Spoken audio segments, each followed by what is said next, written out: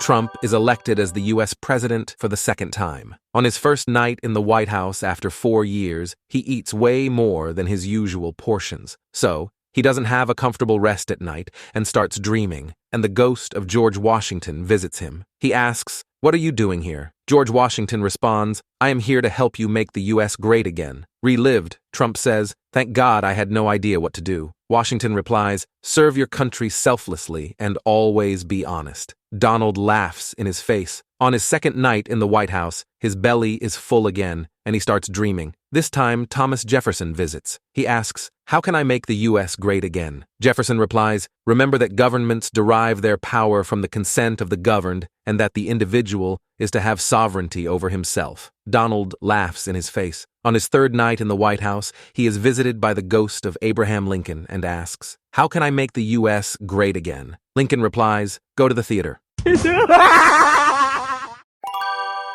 In the year 2000, Vladimir Putin was elected president of Russia. The night after he was sworn into office, Putin had a dream. In it, he stood in a long, elegant hall and was surrounded by all of the great leaders of Russia, from Ivan the Terrible to Boris Yeltsin. Looking around at them all, he eventually bows his head and says, "Great rulers of Russia, I seek your wisdom in our country's time of need. How should I lead it to greater prosperity?" The leaders don't dare talk and all turn, looking towards a shorter man with a mustache standing in the middle of them, Joseph Stalin. He steps forward and says to Putin, "Here are the 2 things you must do to make Russia great again. First, gather up all the Democrat politicians and have them shot. Second, paint the outside of the Kremlin blue." Putin looks back at Stalin and is not sure. "Blue? Why would I paint the Kremlin blue?" Stalin cracks a smile and then howls with laughter. Turning towards the rest of the men, he proudly says, "See, I told you he is like us and wouldn't ask about the first one."